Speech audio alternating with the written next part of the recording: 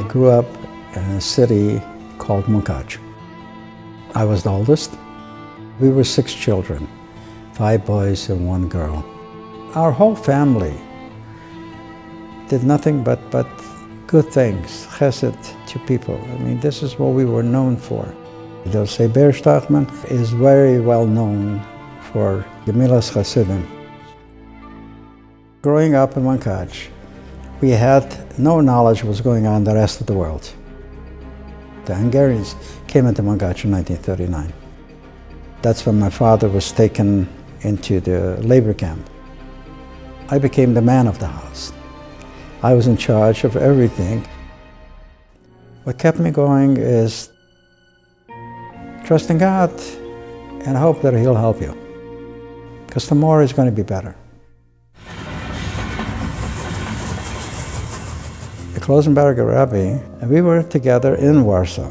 We were in the same barrack. What chances he took day in and day out to hand out the tefillin for hundreds of people. Just put it on, say the bracha, and next. Watching him endangering his life made me feel that you got to do something. You got to grow up to be a little bit like him. And that gave me encouragement as well. In a million years, I wouldn't have believed that I would live long enough to see my great-grandchildren, and I thank God for that every day that I'm here to see it.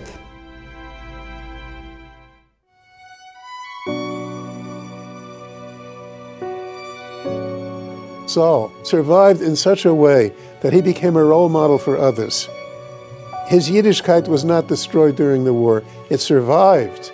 And wherever he was, he built Yiddishkeit. A life's lesson from Saul that you can take with you every single day was that you can be Mekadesh Shem Shemayim every single day by your actions, by your integrity, by your class, by your gentility, by your refinement. We read that Yaakov Avinu returned for the Pachim Ketanim, for the little insignificant vessels. And here Klal Yisrael is on the march, and yet he goes back because there's nothing insignificant when Klal Yisrael is moving. And that's how Saul lived his life. There was nothing insignificant. That's the lesson learned. He was like Shlomo HaMelech. He lost so much, there was so much destruction in his life, and yet he never gave up. He was a builder. Just like Shlomo built the Beis HaMikdash, he came here and he built the Beis HaMikdash. I have a legacy from him, and the legacy is live your life, live for others, never give up, always accomplish. That was Saul.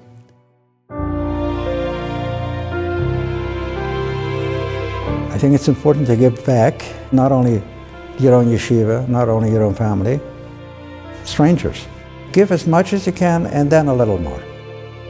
He was a man who cared so much about Israel and the Jewish people. Saul was the type of man who, even though when he was reaching out to help you, whether it was the State of Israel or many of the organizations that he supported, he made you feel as if you were doing him a favor. Saul's chesed was universal. He was an equal employment giver. He gave full-heartedly, without any strings attached. He gave because he wanted to give, because he loved giving. And he made it easy for the person who asked him. Chesed of Saul was loving every person on earth, a Jew and non-Jew, a young man and old man, Rabbonim and simple people. Saul was a man who we can learn from him how to do Tikkun Olam. If I reflect on my over 40 years of involvement with Saul in projects literally spanning the world, there was nothing in which he wasn't involved. When I was starting the shul in Queens and said, Saul, I need some kind of mechitza. And Saul was in China at this time and he designed it, and next thing I knew, 2 weeks later, we had a mechitza.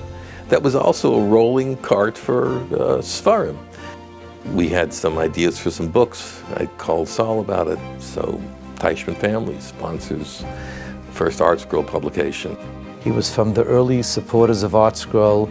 He understood what it means to support Torah, to support Jews being able to pray and to learn Torah throughout the world. Saul's involvement with Torah institutions around the world reminds me of a passage. Those who support Torah through charity will sit in the same shade under the tree with the scholars in the Garden of Eden. I think he's sitting in the shade right now with the other scholars.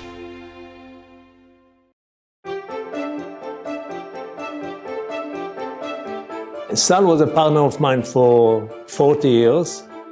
To talk about Sal without a suit and a tie, it's impossible. And at one point, I remember I turned to my wife and I said, he must be an ambassador to something or other from some country because of the way he's dressed. Because whenever I see him, he's dressed like Clark Gable or Fred Astaire. He was just the most debonair man I've ever met in my life. And it was very important to maintain that kind of dignity in the way he dressed, in the way he behaved, in the way he worked, the way he dealt with people. He was always a man of dignity. I think Saul always felt that he represented Jewish people. He was bigger than himself. He was a gentleman, and he wore the badge of Jewish leadership, Jewish pride, Jewish identity, Zionism, magnificently.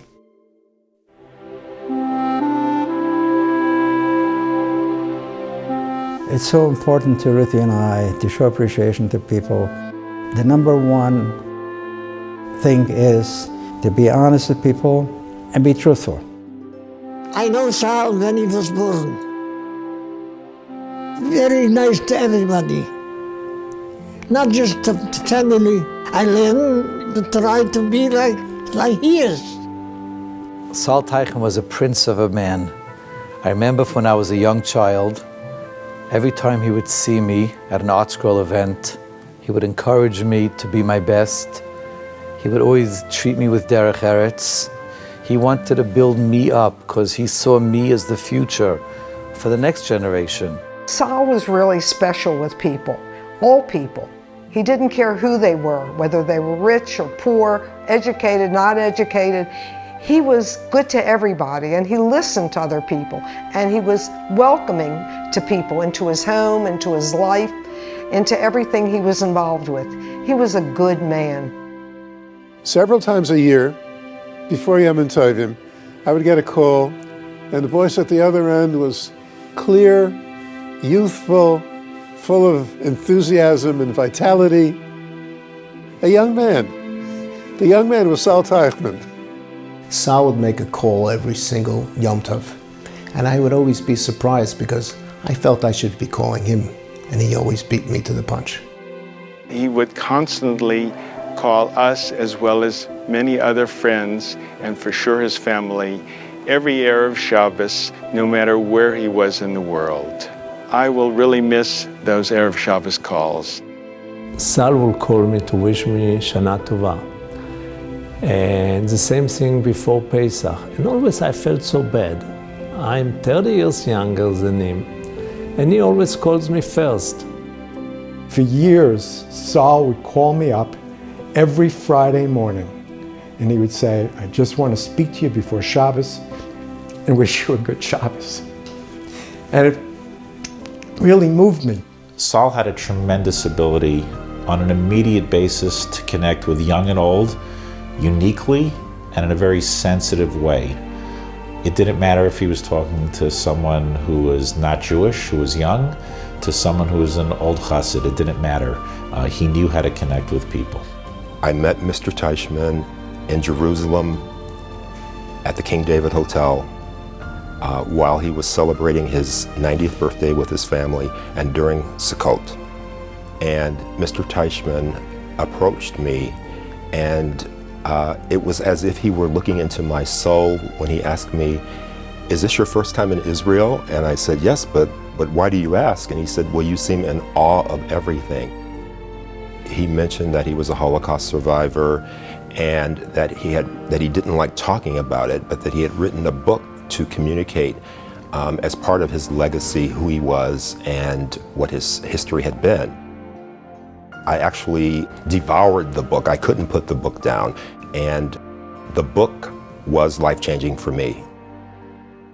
Saul is a survivor of the Shoah, someone who has heroically gone out and spoken all over the world, whether it was the first and only survivor ever to appear on an Arabic language satellite network around the world, your amazing presentations in Bali, Indonesia, in Taiwan, in Japan, in India. Wherever we went, the cultural differences, the language differences were erased by your great humanity and your amazing ability to communicate, your sincerity. Sal approached my young kids when he was 3 or 4 years old, asked him his name, introduced himself as if he's his mate, as if he's his friend.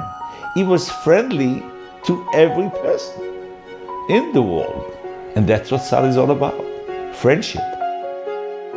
He can go to a party with 100 people and have 100 heart-to-heart conversations with people.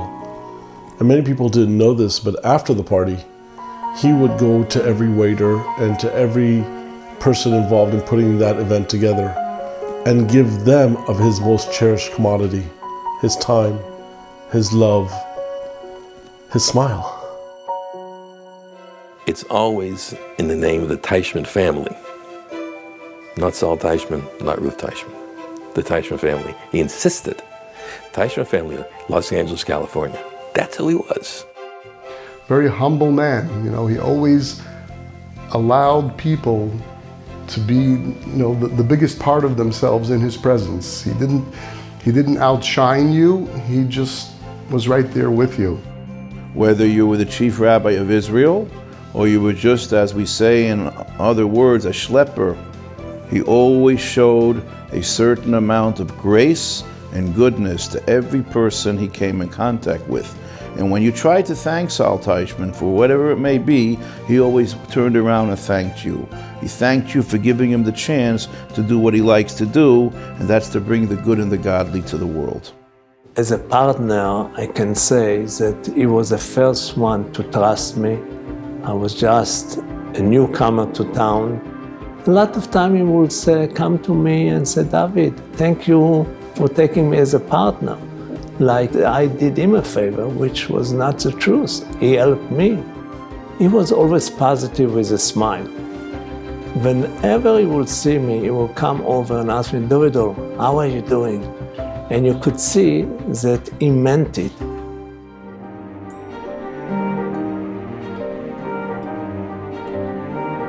I think that this 90th birthday was so special to Saul.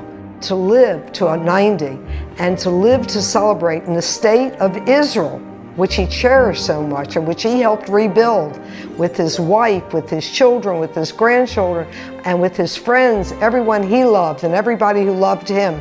And it was such a festive occasion in the King David Hotel. The walls were ringing with the joy of the celebration of Saul's 90th birthday. The 90th birthday represents the letter Tzaddik, 90. Tzaddik, pious. He wanted to show the world that in spite of what he passed, in the past, it still can be a pious. And he is, and he was. What a privilege it was to be at Saul's 90th birthday at the King David Hotel. How else does a person measure success? I outlived the enemies of Israel. I saw Zionism. I saw the birth of the state of Israel. I saw Israel with its strength. And I saw my lovely wife, my beautiful wife, and my wonderful children. That's success. That's life lived well, successful, and beautifully.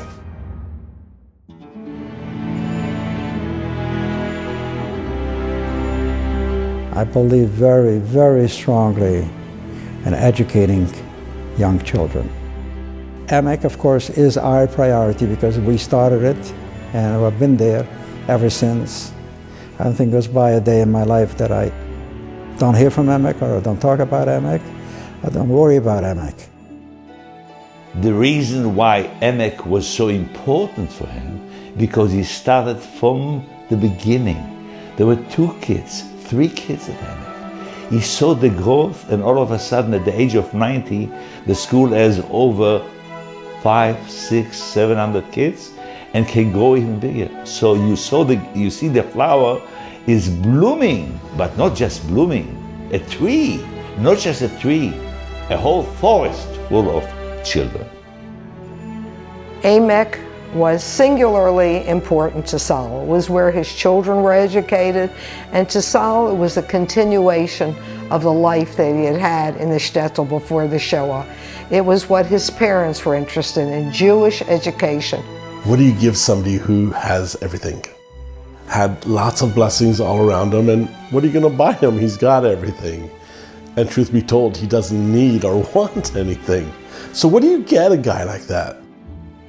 So on his 90th birthday, Emek surprised him by having all the children sing happy birthday. And that was a gift. To see all those kids that the Germans wanted to wipe out stand tall, stand strong, and sing happy birthday. It was a statement to the Germans, and it was a statement to the world that we are here and that we're going to continue stronger and better than we were in the past.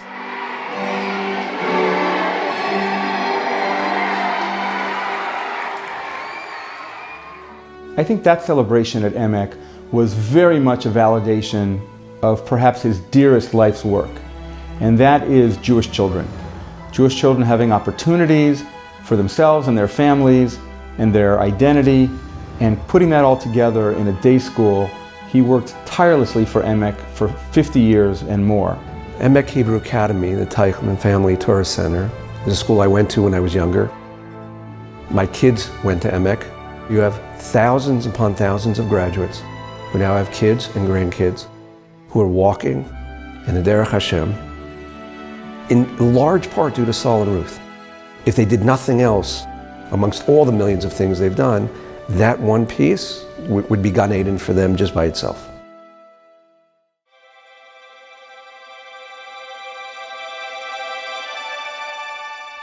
We are privileged to have a giant in our community.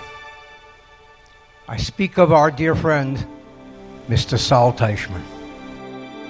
He saw the Germans murder 6 million Jews. He was there. And by some miracle, he survived. He didn't survive being a victim. He survived as one of the most loving human beings on God's earth. He survived with love, with optimism, with belief in tomorrow. And he went on to marry, to bring a family into this world. Saul's was a life well lived. It was a life filled with all of his dreams and aspirations accomplished. He built an extraordinary family. He built extraordinary friends, and he built an extraordinary life through his commitment, through his involvement, and through his tzedakah. We were blessed to have Saul as such a true friend. He was the ultimate role model to us, a wonderful and compassionate, endearing and loving man. What I take away from his legacy is to be an optimistic person, to encourage every single person, no matter how old they are, and to give them the confidence that they could accomplish whatever they want in their life. He always had a smile, he was always kind, he was always gentle. He was one of the best men I ever met in my life.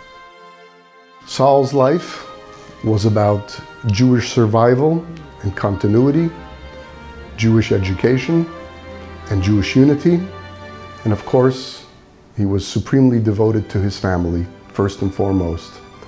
That's what he lived for, that's what he fought for, that's what he championed every single waking day of his life, and he was an inspiration to us all for it.